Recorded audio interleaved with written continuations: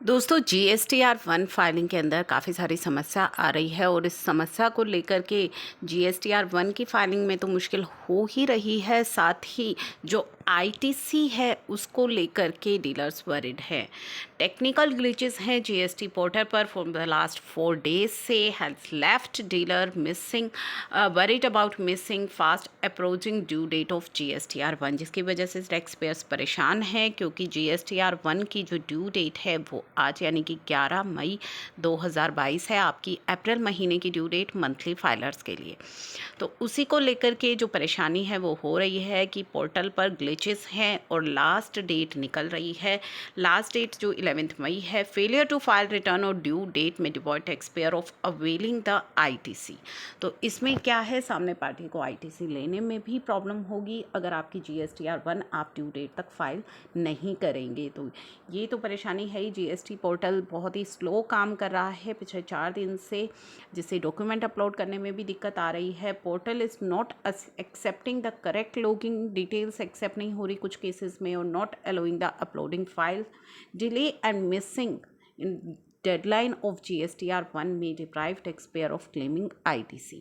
तो late fee तो अभी पोर्टल पर स्टार्ट नहीं हुई है GSTR 1 की, तो वो तो चलिए ठीक है, आप बच जाएंगे, लेकिन सामने जो ITC क्लेम नहीं कर पाएंगे वहाँ पे जो है सबसे बड़ी समस्या इसमें आ जाएगी, क्योंकि अब आपका जो 2B में ITC आएगा आप वही क्लेम कर पाएंगे। तो filing of GST return requires file to be uploaded in JSON format, but GST portal उस फॉर्मेट को एक्सेप्ट नहीं कर रहा है। एरर शो हो रही है काफ़ी सारे केसेस में जब आप अपलोड कर रहे हैं फाइल। कॉम्पोजिशन टैक्स पेयर्स को भी इसी तरह की परेशानी हुई थी जब वो फाइनेंशियल ईयर 1920 की अपनी GSTR 4 की फाइलिंग कर रहे थे in the absence of table 6।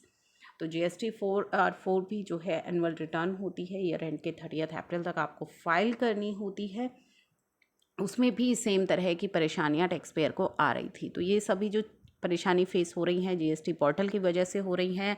और अब जो एक नई परेशानी है उसका GST पोर्टल ने यहाँ पे जो ऑल्टरनेट बताया है उसको लेकर के एक एडवाइजरी भी आई है कि 6% रेट GSTR 1 में नहीं मिल रहा है, तो उसका क्या अब यहाँ पे ऑल्टरनेट है।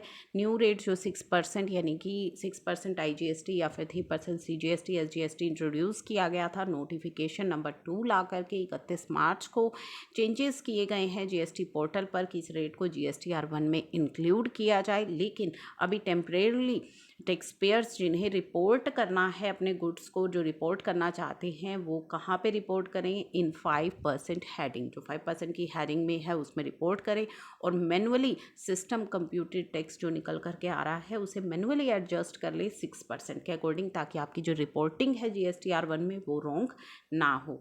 This can be done by entering the value in taxable column, जो कि नेक्स्ट टू 5% के बाद जो टैक्सेबल वैल्यू का कॉलम आता है उसमें आप एडजस्ट कर लीजिए, इंक्रीज कर लीजिए अमाउंट को 6%, क्योंकि 5 के सामने आपको मैनुअली ही वो एडजस्ट करनी पड़ेगी।